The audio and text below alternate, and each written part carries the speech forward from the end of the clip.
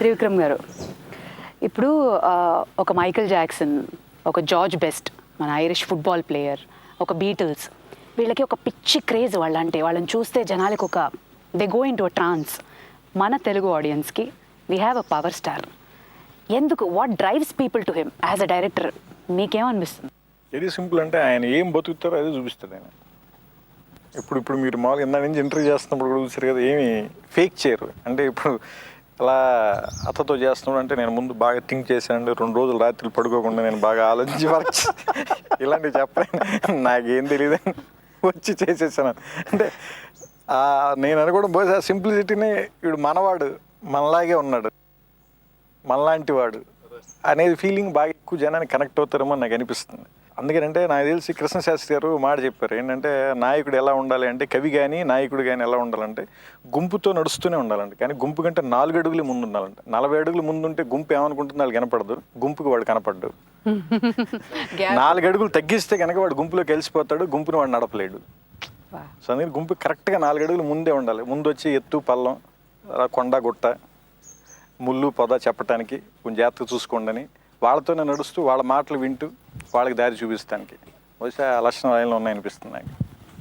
అంటే irrespective of age, 6 నుంచి 60 వరకు ఎవ్రీబడి మై గాడ్, అత్తారింటికి చాలా కాలం తర్వాత ఫ్యామిలీ వెళ్ళి మళ్ళీ చూస్తూ ఒక ఫ్యామిలీ ఎంటర్టైనర్కి నిర్వచనం మర్చిపోయారు మన వాళ్ళు. సో అలాంటిది ఇచ్చారు. అది నిజంగా కళ్యాణ్ గారు కావాలి. మొదటి నుంచి నేను చాలా అంటే బలంగా దాని మీదకి ఆయన నెట్టెడ్. ఆయన ఏంటంటే, మీరు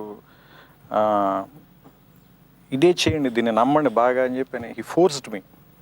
ఇప్పుడు ఆ క్లైమాక్స్ బేసిక్గా అంటే అంత స్టార్ని పెట్టుకుని ఒక ఫైట్ కూడా లేకుండా నిలబడి ఇద్దరు మాట్లాడుకోవడం, టాక్ క్లైమాక్స్ చేయాలంటే భయం వేస్తుంది ఎవరికైనా కానీ. ప్రొడ్యూసర్కి కానీ, అంత డబ్బులు పెట్టి ప్రొడ్యూసర్కి కానీ, లేదంటే డైరెక్టర్కి కానీ, మిగతా అందరికి కూడా భయం వేస్తుంది. ఆయన అసలు ఏమాత్రం ఒక్క అక్షరం కూడా మార్చడానికి ఇష్టపడాల. డైరెక్ట్గా నేను ముందు కథ అంతా తెలుసు, పర్టికులర్గా సీన్ మళ్ళీ చదివినప్పుడు యాసిడ్గా వచ్చారు, పర్ఫెక్ట్ పర్ఫామ్ చేసి ఆయన ఏమంటుందని నదియా గారి రియాక్షన్లకు కూడా ఆయన కెమెరాలో ఆయన లేకపోయినా కూడా ఆయన వెనకాల ఉండి డైలాగ్ చెప్పాడు ఆవిడ రియాక్షన్ కోసం కూడా. అంత ఇన్వాల్వ్ చేసి అంటే దట్స్ వై వెరీ షార్ట్ టైంలో చేయగలిగాం ఈ సినిమాను. We short in 100 days.